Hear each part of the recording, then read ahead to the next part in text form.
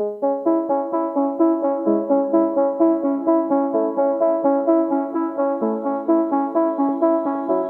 is Seasons of Discontent with your hosts Rick Snyder and Matt Combs on the Hogstein Network.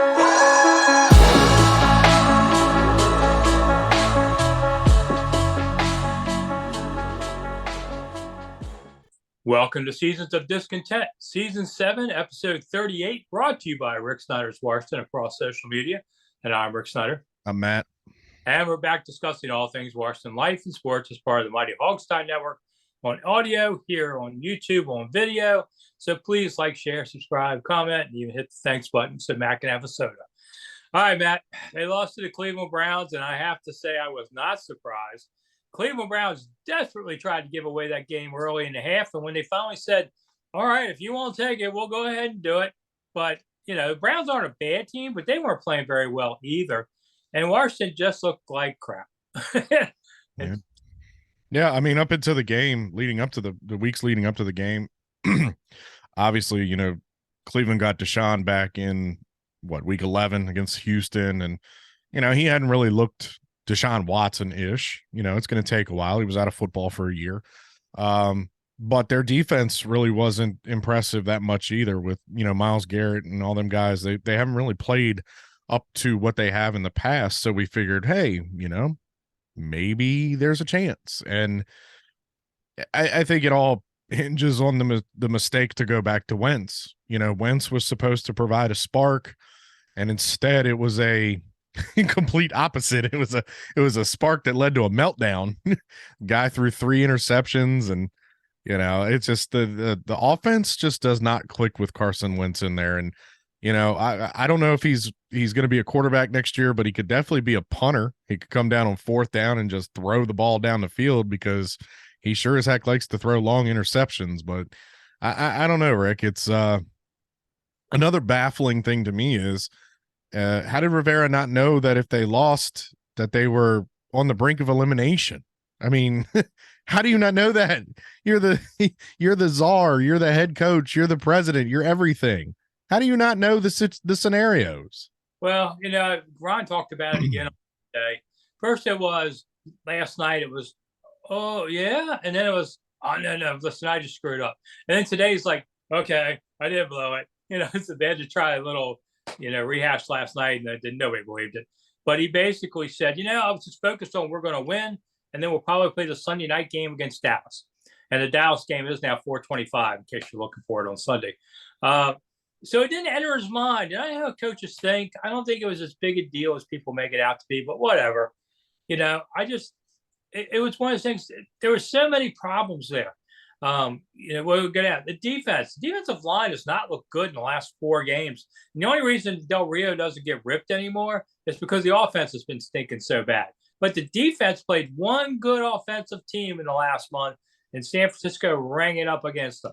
They just died against bad teams. But, you know, John Allen got hurt. I don't expect him to play on Sunday.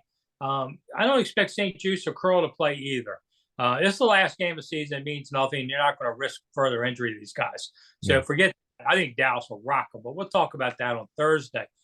You know, there were so many problems there. Offense, man, you know, Wentz didn't look like he had anything, you know. And the offensive line was really having troubles too, as usual. I mean, if they're going to rebuild this team, you got to find yourself a couple guards, hopefully a center, maybe your left tackle. Man, maybe you shouldn't have given away Trent Williams like they did. You know, I mean, maybe you should have thought about bringing back Brandon Sheriff. Well, so much money. You know, it was almost like the old regime made those decisions and forced it on the new regime, and they decided not to. That we could go cheaper. That's the problem when you change coaches. They think, well, I'll find a guy, but man, that's really blown up in their face too, big time on this. So, I mean, it's just every which way the stands. They were chanting Heineke the whole time. It was really impressive. That was a loud cheering for Heineke out there. They said 50,000. Yeah, it was in that ballpark. Beautiful day. And I'd say there was about 5,000-6,000 Browns fans. So it was mostly Washington. And, you know, whenever this team tries to pull together and get a little bit of a fan base, the team goes out there and sucks. And so who else saw that game and thought, oh, yeah, I want more of this next week? I mean, The Well, Dallas and they game. did what they typically do, Rick. They brought the Hogs out for nostalgia. They introduced the mascot. They gave away the hog noses, as you can see behind me. Yeah. There you go. They did all this pageantry. It's Bruce Allen with Harvest Fest all over again. It's like every time that they plan to do something, they go back to the past because there's nothing to look at in the current or in the future. We're all waiting now as a Washington football fan. The only thing we're all waiting for now is who's the new owner of the team, because you've sniffed it, you've put it out there that you're selling the team. We know Dan is selling the team. We don't know when it'll be announced. We don't know who's going to get the team. We've all speculated, but at the end of the day, the only thing that we have to look forward to is a new owner coming in here, completely blowing out this coaching staff. You brought it up a couple weeks ago, and it's the same exact situation. It's when Cook died, there's that lull where we have to pick a new owner. It's not going to happen soon enough to get a new coaching staff and get all new personnel up in the box and everything, or in the front office. So there's going to be a year of a lull, and hopefully that's next year. So Ron, all this talk about Ron getting fired and Del Rio getting fired and fire Scott Turner, they're all going to be back next year. The only thing that we don't know is who's going to be quarterback, because I'm sorry, after that performance against the Browns, you can't bring back Wentz. Heineke is going to give him the double birds and go sign somewhere else because he feels disrespected. And then what are you going to do? Are you going to turn to Sam Howell against the Cowboys? That's a top 10 defense that you're going to throw a rookie out that hasn't played all season. You're going to throw him to the Wolves like that. You're just going to end up with the next David Carr, especially behind this offensive line. Do you go for Derek Carr though, if he's available? This team is. I think it costs too much. Didn't he get like a $40 million a year deal over the offseason? This franchise has been crying poverty for years, and that's why they don't have linebackers. That's why they got rid of Trent Williams, and it's why they couldn't sign Kirk Cousins, and they couldn't bring back Brandon Sheriff. That's why, because this team has no money. Their owner has no money. He's not going to spend any money this offseason. He's getting rid of the team. Yeah, I don't know how long it'll take. The last time back in '99, well, it was a 2-year process, and when they finally announced Milstein getting it, it still took about 6 months. But Milstein was hedging for time, trying to outlast some things. So that's kind of a little bit off. Could they bring in an owner first of the season, off season, and sell right away and all that? But even then, even if you do that, you miss out on all the top candidates for your coaching staff. I mean, you've got to sell that team this weekend to make that happen. That's not happening. Yeah, because I mean, realistically, like we've talked about with the timeline, owner has to come in, Dan has to approve who he wants to sell the team to. The owners have to agree to it. Owners don't meet again until March. Now, from what we've heard, the owners are excited to get this process going.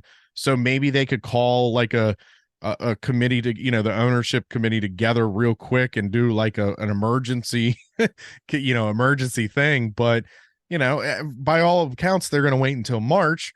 Well, guess what? The free agency and the draft is the next dang on month.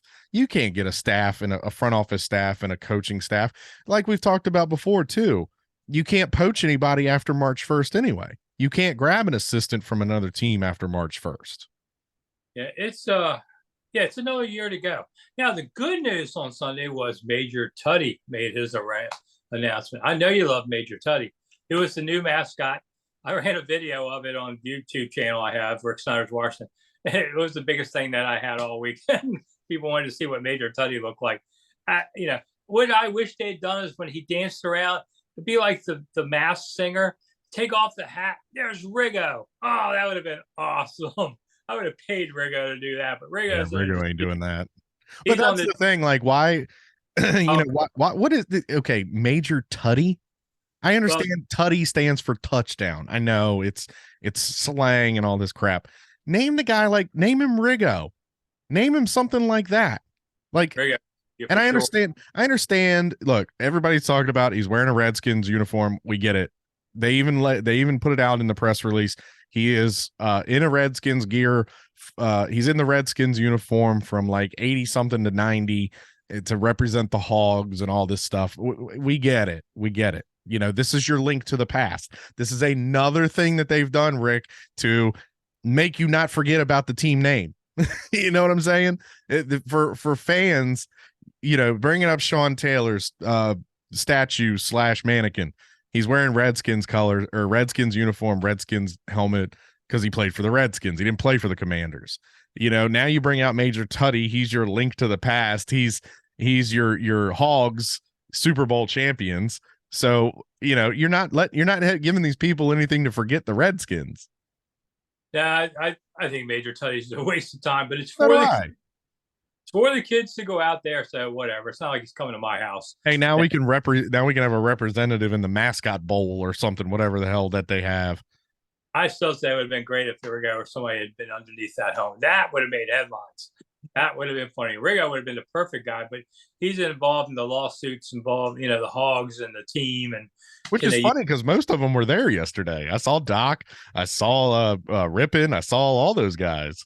Yeah, most of them are okay with what's going on. The team actually talked to them about paying the Hogs some money doing this stuff. And I guess it wasn't enough, and now there's a few of them that are in dispute over it. You got to remember the Hogs didn't make the money like these guys today. They made good money back then. And listen, a lot of players back then, they were smart with their money, never worked again.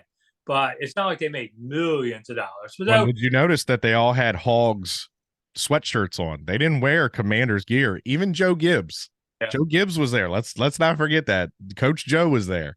And he was wearing a Hogs sweatshirt. None of them people wore Commander stuff. Yeah. I know.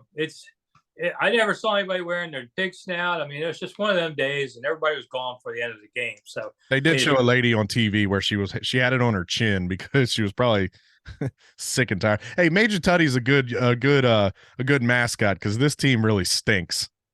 Well, I'm playing like a bunch of pigs sometimes. Exactly. So they're calling a Major Turdy, and you know, you just. Here we go with this stuff. Everything this team does, they mock. We are the commies. We're the Manders. You know, we're the Mandos. Oh, now we have Major Turdy. And to be honest with you, the uniform or the costume's stupid. He looks fat and with these little skinny legs. Yeah, I don't know. You gotta love the innovation.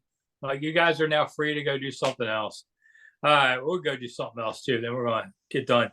So we'll be back Thursday. We'll talk more about the Dallas game and a little bit of the off season and all these things. And that's all I can say with this team anymore. Yeah, it just never ends. So I'm Rick Snyder. I'm Matt.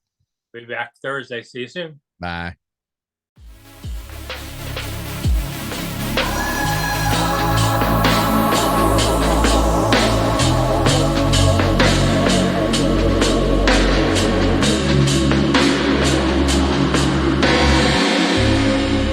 Thanks for listening to Seasons of Discontent on the Hogstye Network.